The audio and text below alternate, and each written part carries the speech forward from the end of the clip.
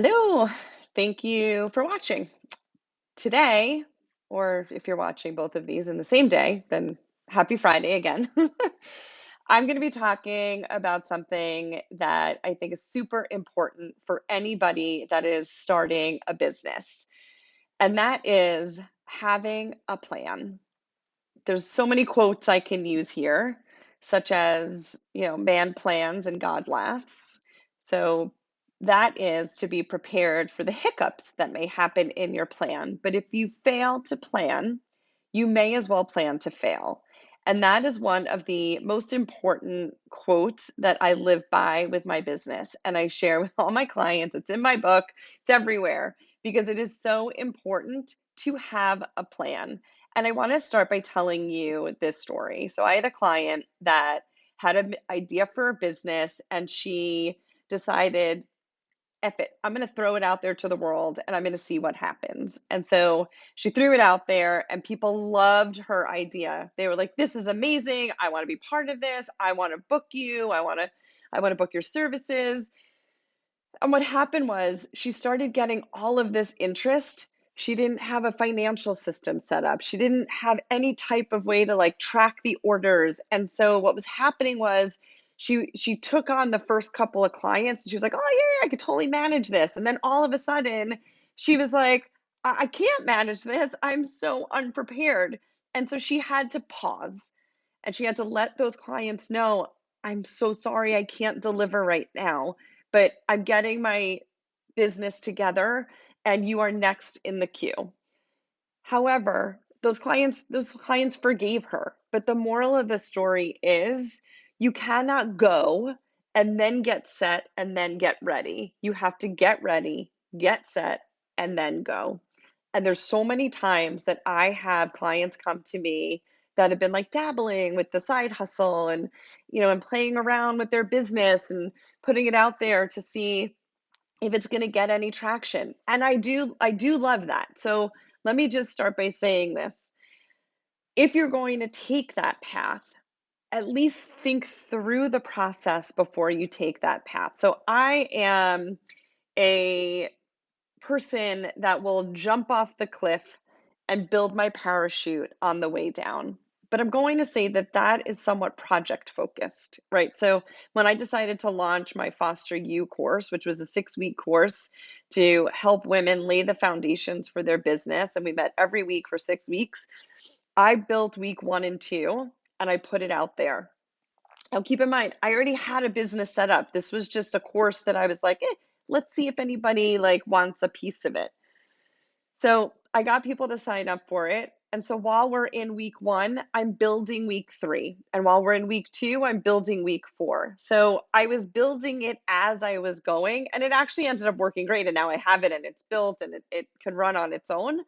But I at least had the business structure set up. But back to my point, I've had so many people come to me and say, I don't track my finances. I don't know how much money I'm making.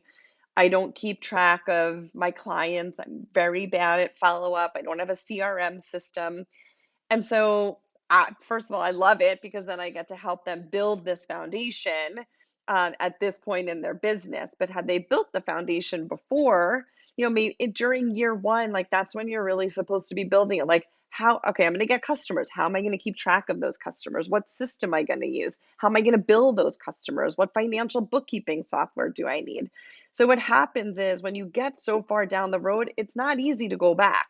So, my advice is have a plan. I have a checklist that I give to all of my new clients that are like the 32 things you need to start your business.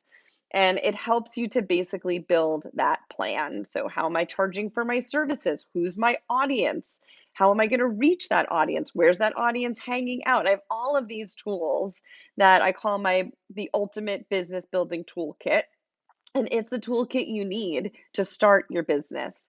So, and that toolkit basically gives you a plan of action. And it also gives you a bunch of resources that goes along with it. So if you're like, I'm going to try and do Instagram on my own. Okay, here's 4 products you need in order to do Instagram on your own. You need Canva, you need Tailwind or Hootsuite. You need I don't know, there's a bunch of other things. If you're going to be doing videos, there's things that you could use to do videos instead of doing them in reels and then figuring it out.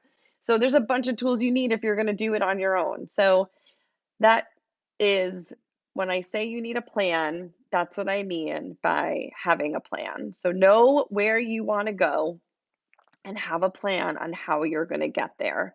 And I'm just going to wrap this up with don't just have a plan, but have goals. And I work with my clients on 12-week goals, not 12-month goals, because 12-week goals are a lot easier to achieve and figure out what the things are that you need to do to hit those 12-week goals. Because then we break them down to 4-week goals and then 1-week goals and then daily goals.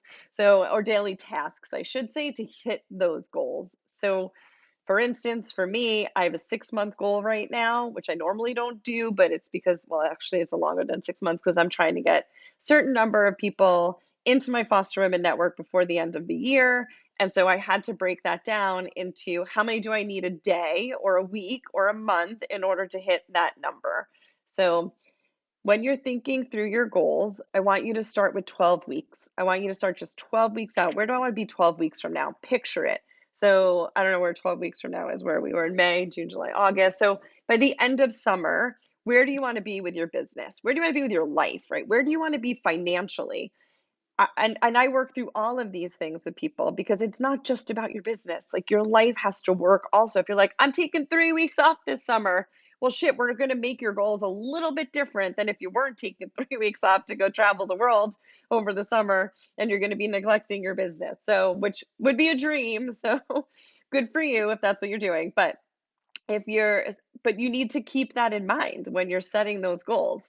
So think 12 weeks from now, by the end of summer, where do I want to be? And work yourself backwards. If I want to be here, what do I need to do this month in order to get me closer to there? What do I need to do this week to get me closer to where I need to be at the end of this month? So break them down into bite-sized nuggets. And I'm going to end on this quote. How do you eat an elephant? One bite at a time, right? You cannot achieve your 12-month or your 12-week goals by just trying to get there immediately. You need to break it down. So break it down into bite-sized nuggets. And that is my tip for today. Thanks for watching.